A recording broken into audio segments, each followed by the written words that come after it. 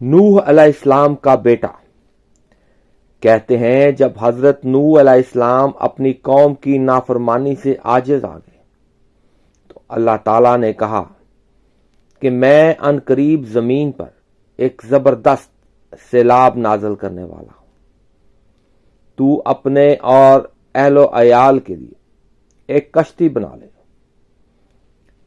تو حضرت نوح علیہ السلام نے اللہ تعالیٰ کے اس حکم کے مطابق ایک کشتی بنائی۔ وقت مقررہ پر پانی کا طوفان آیا تو حضرت نوح علیہ السلام نے اپنے نافرمان اور ضدی بیٹے کنعان سے کہا، اے بیٹا، اگر سلامتی چاہتا ہے تو اس کشتی میں آ جا، ورنہ ڈوب جائے گا۔ کنعان تیراکی کے فن میں ماہر تھا اور اس کے دماغ میں تیراک ہونے کا غرور سمایا ہوا تھا۔ اس نے بڑی حقارت سے جواب دیا، اے نوح، تو ہمارا دشمن ہے، ہمیں تیری اس کشتی کی ضرورت نہیں، میں پانی میں تیرنا اچھی طرح جانتا ہوں، میری شمع اندھیرے میں راہ دکھانے کے لیے میرے پاس موجود ہے، پھر مجھے تیری شمع کی کیا پرواہ ہے۔ حضرت نوح علیہ السلام نے کہا، بیٹا، ایسا کلمہ زبان سے نہ نکالو، یہ طوفان ایک محیب بلا ہے، تیری ساری کی ساری تیراکی دھری رہ جائے گی، کہاں تک تیرے گا؟ ہاتھ پاؤں شل ہو کر جواب دے جائیں گے۔ اس طوفان بلاخیز کے ہولناک جھکڑ ساری شمعوں کو گل کر دیں گے، ہاں، ایک حق کی شمع جلتی رہے گی۔ آ، میری بات مان لے اور کشتی میں سوار ہو جا۔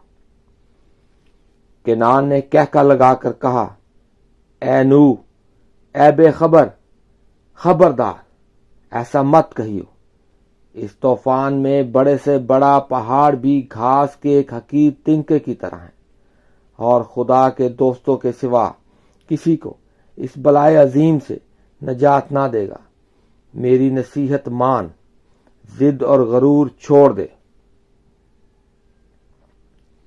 اس کشتی میں آ جا تاکہ سلامت رہے۔ کنعان نے کہا، اے نوح، میں نے پہلے تیری نصیحت کب مانی تھی کہ اب مانوں گا؟ تو ایسی بات کی توقع ہی مجھ سے کیوں کرتا ہے کہ میں تجھے سچا مان لوں گا؟ یاد رکھ، میں دونوں جہانوں میں تجھ سے الگ ہوں۔ غرض حضرت نوح علیہ السلام نے اپنے بیٹے کو سمجھانے اور خدا کے عذاب سے ڈرانے کی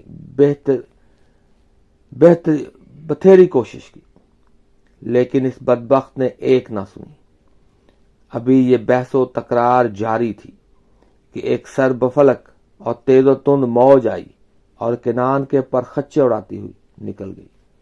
بیٹے کا یہ عبرت انگیز حشر دیکھ کر حضرت نوح علیہ السلام کی آنکھوں میں آنسو آ گئے اور بارگاہ عزتی میں کہنے لگے، اے رحیم اور تمام جہانوں کے مالک، تو نے مجھ سے وعدہ فرمایا تھا کہ میرے لوگ طوفان سے محفوظ رہیں گے، پھر یہ کیا ہوا؟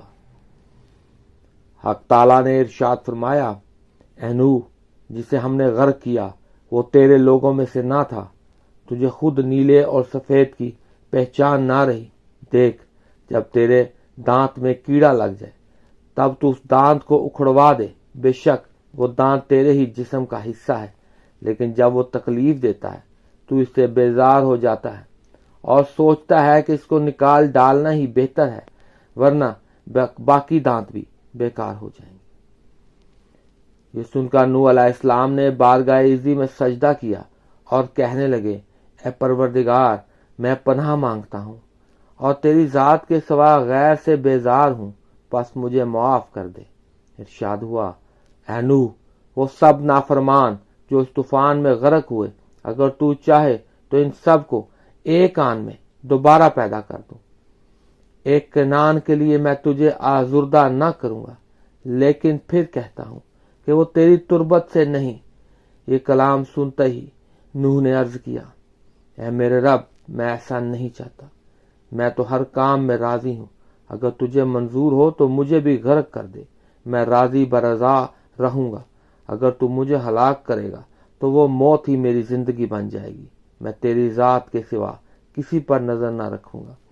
سچ ہے، جو خدا کی طرف نظر رکھے وہی صاحب عز و جاہ ہے، اور جو خدا کے سوا غیر پر نگاہ کرے وہ ذلیل خوار اور کفر میں مبتلا ہوا۔